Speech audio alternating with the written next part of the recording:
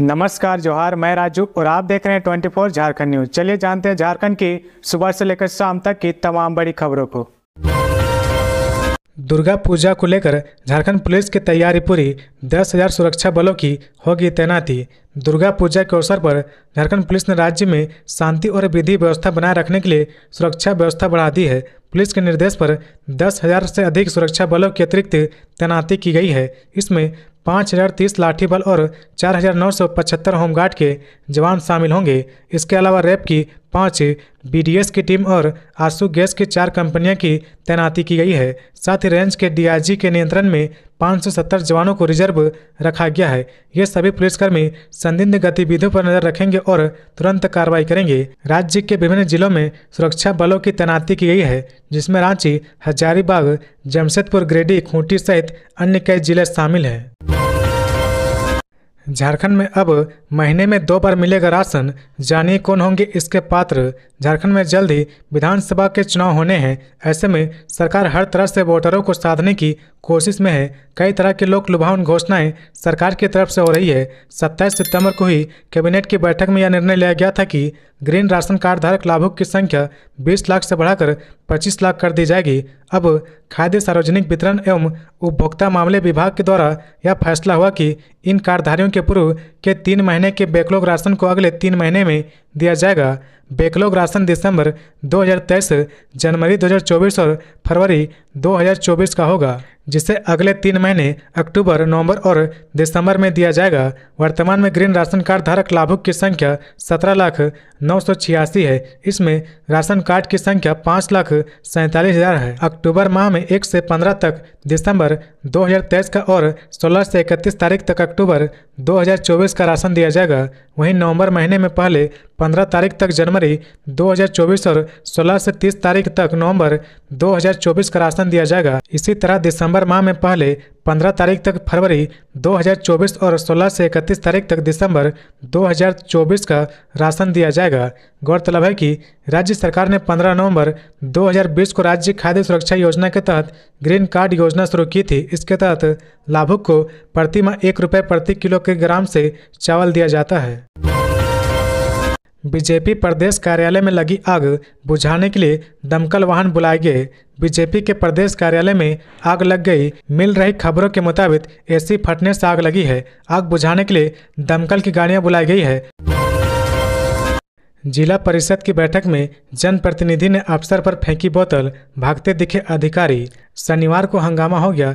जनप्रतिनिधि लक्ष्मी मुर्मू ने कार्यपालक इंजीनियर पर पानी की बोतल फेंक दी। यह घटना तब हुई जब बैठक में DRDA के जिला परिषद में विलय को लेकर चर्चा हो रही थी। बैठक के दौरान लक्ष्मी मुर्मू और अधिकारियों के बीच बहस शुरू हो गई, जो जल्द ही बढ़ते हुए विवाद में बदल गई। आक्रोशित होकर लक्ष्मी मुर्मू ने सामने बैठे अधिकारी पर बोतल फेंक दी, जिससे बैठक का माहौल गर्म हो गया। जिप अध्यक्ष शारदा सिंह ने मामले को शांत कराने की कोशिश की, लेकिन उनकी गुहार बेकार साबित हुई। इंजीनियर्स ने नाराज होकर बैठक का बहिष्कार किया और सदन से उठकर चले गए। बैठक के बाद बाहर का भी माहौल तनावपूर्ण बना रहा और सभी के बीच हलचल देखने को मिली। जिप सदस्यों की नाराजगी और हंगामे के बीच उप विकास आयुक्त सादत अनवर ने बताया कि इस पूरे मामले पर बैठक के बाद वार्ता की जाएगी। उन्होंने कहा कि करीब 20 मिनट तक सभी अधिकारी बाहर रहे, लेकिन बाद में बुलाने पर पुनः सभी बैठक में शामिल हो। खबरों में आगे बढ़ने से पहले अगर अभी तक आपने इस चैनल को सब्सक्राइब नहीं किया तो प्लीज सब्सक्राइब कर ले, जिससे झारखंड की हर छोटी सी बड़ी खबर की अपडेट आप तक पहुंचता रहे। हड़ताल पर गई झारखंड की आंगनबाड़ी सेविका और सहायिका। झारखंड की आंगनबाड़ी सेविका सहायिका संघ शनिवार से हड़ताल पर चली गई है। वे अपनी विभिन्न मांगों को लेकर लंबे समय से प्रदर्शन कर रही थी। उन्होंने सरकार पर वादा खिलाफी का आरोप लगाया है। इससे पहले बुधवार को सभी जिलों में सेविका सहायिका ने मशाल जुलूस निकालकर सरकार के खिलाफ अपना आक्रोश जताया था। झारखंड की सेविका सहायिकाओं की इस प्रकार मांग है। पहला, झारखंड की आंगनबाड़ी सेविकाओं की मांग है कि विभाग की ओर से जारी सेवा शर्त नियमावली में आवश्यक संशोधन करते हुए समय पर मानदेय वार्षिक वृद्धि का लाभ दिया जाए। दूसरा, सहायक अध्यापक के तर्ज पर सेविका सहायिकाओं के लिए मानदेय का प्रावधान किया जाए। तीसरा, मानदेय का केंद्र एवं राज्य के अंश का भुगतान एक साथ प्रतिमाह नियमित समय पर किया जाए।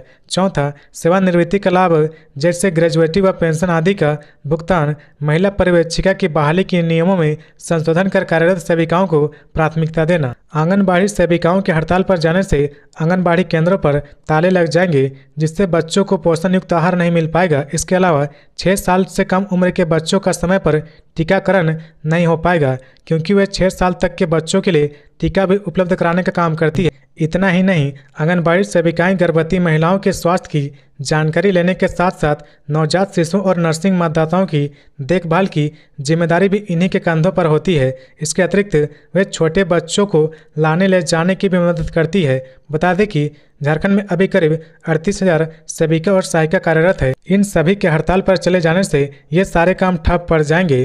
गौरतलब है कि 23 सितंबर को सभी सेविका और सहायिका ने सीएम आवास का घेराव किया था। उस वक्त गिरिडीह के विधायक सुदीप कुमार सोनू ने आश्वासन दिया था कि 27 सितंबर कैबिनेट बैठक में आपके हित में निर्णय लिया जाएगा, लेकिन बैठक में ऐसा कुछ नहीं हुआ, जिसके बाद उन्होंने यह फैसला लिया है। संजय पांडे और लाल किशोर नाथ सहदेव बनाए गए कांग्रेस के मुख्य प्रवक्ता।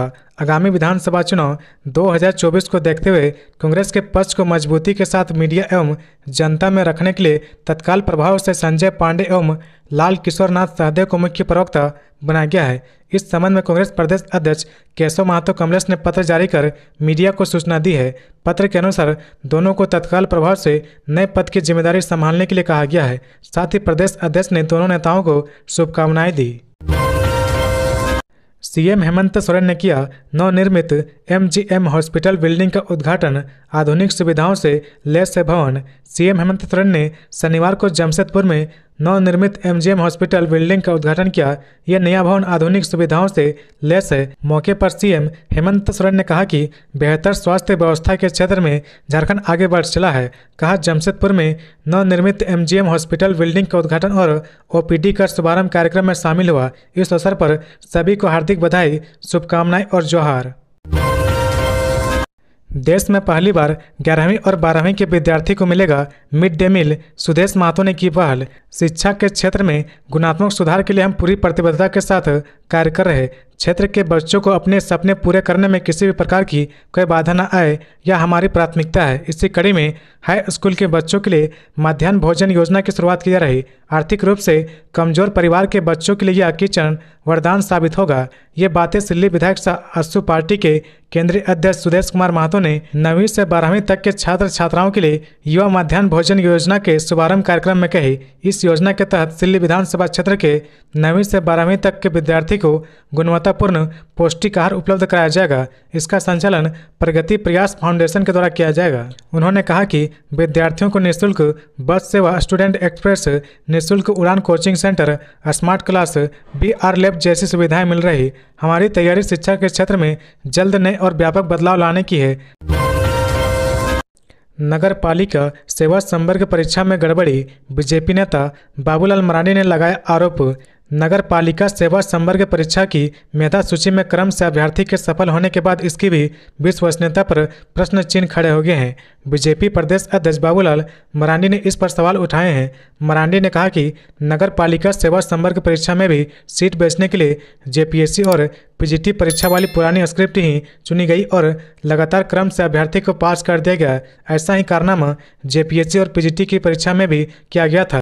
इसमें भी एक ही सेंटर और लगातार क्रम से सैकड़ों अभ्यर्थी परीक्षा में पास हुए थे। बाबूलाल मरांडी ने आगे आरोप लगाते हुए कहा कि झारखंड के युवाओं को ठेंगा दिखाकर करोड़ों रुपए के लालच राज्य के युवाओं की नौकरी का सौदा कर रहे। अकूत संपत्ति इकट्ठा करने की चाहत में उन्होंने गरीब बेरोजगारों के हक की नौकरियों को बेचने का धंधा खोल रखा है। आगामी चुनाव में झारखंड के युवा बेरोजगार एकजुट होकर भ्रष्ट और लालची हेमंत सोरेन को करारा जवाब देंगे। वहीं नेता प्रतिपक्ष ने भी इस परीक्षा को लेकर सवाल उठाए हैं। कहा कि नगर पालिका सेवा संवर्ग परीक्षा की मेधा सूची में क्रम से अभ्यर्थी के सफल होने की सूचना मिली है। जारी सूची में देखा जा सकता है कि किस प्रकार एक ही श्रृंखला के अभ्यर्थी सफल हुए हैं।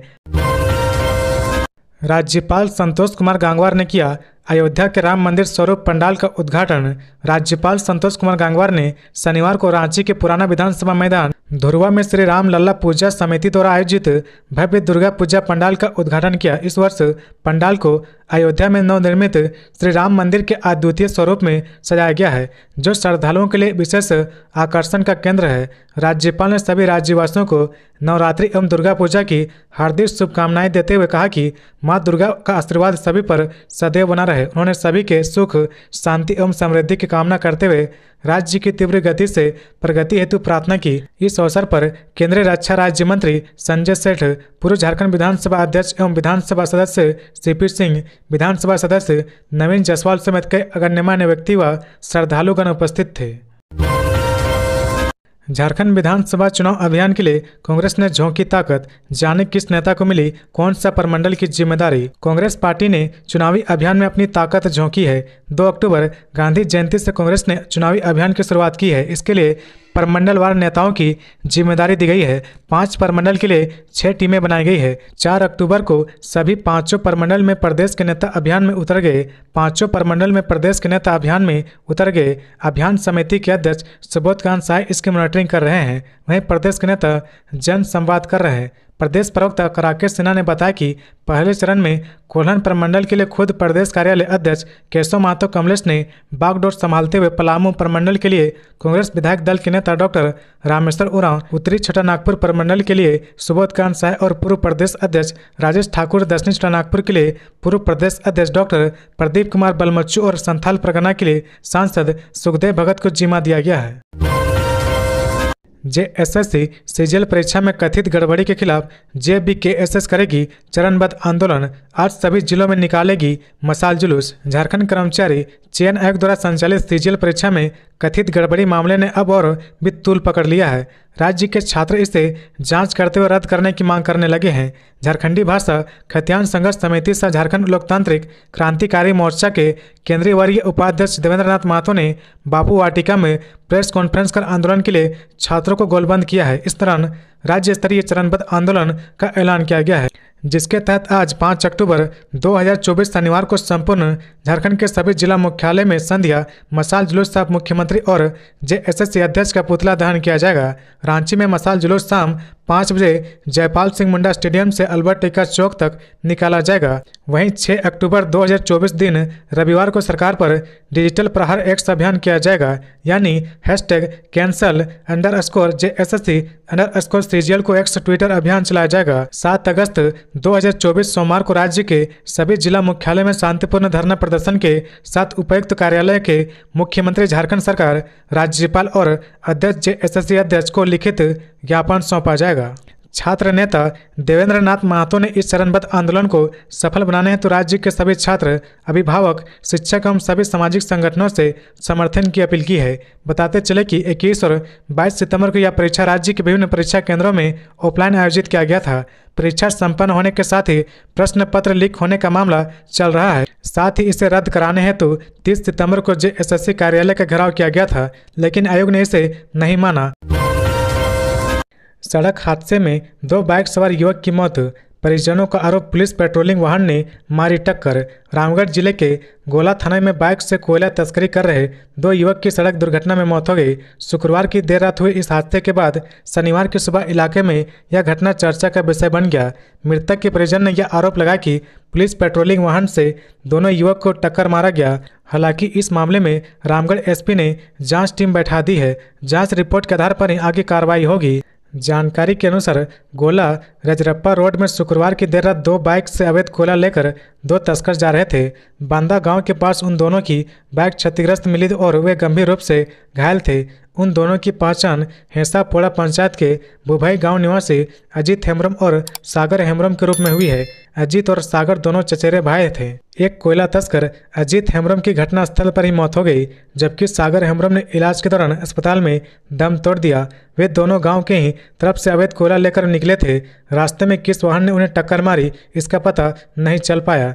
घटनास्थल पर 4 व्हीलर गाड़ी के टूटे फूटे पार्ट्स पाए गए। हालांकि कुछ ग्रामीण ने इस घटना में पुलिस पेट्रोलिंग गाड़ी के शामिल होने की बात कही। इस मामले में अजीत हेम्ब्रम के पिता बिरगू मांझी ने गोला थाने में शिकायत दर्ज कराई है, जिसके आधार पर प्राथमिकी दर्ज की गई है।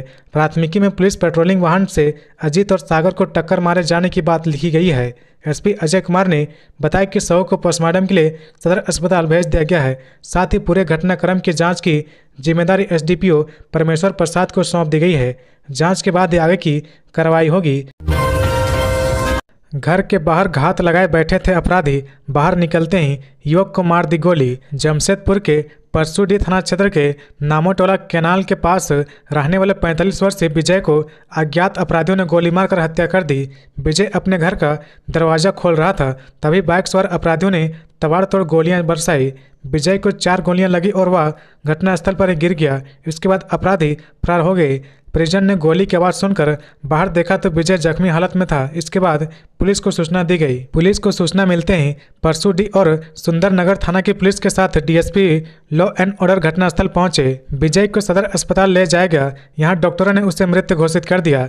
पुलिस के पूछताछ के दौरान मृतक की पत्नी पिंकी देवी ने बताया कि कुछ दिनों पहले विजय का एक युवक से विवाद हुआ था। इसमें विजय को जान से मारने की धमकी मिली थी। वहीं मामले में डीएसपी तोकीर अहमद ने बताया कि मृतक शराब का कारोबार करता था। आपसी विवाद के कारण इस घटना को अंजाम दिया गया है। पुलिस ने जांच शुरू कर दी है। आसपास में लगे सीसीटीवी के कैमरे को भी खंगाला जा रहा। साथ ही अपराधियों की गिरफ्तारी के लिए छापेमारी की जा रही है।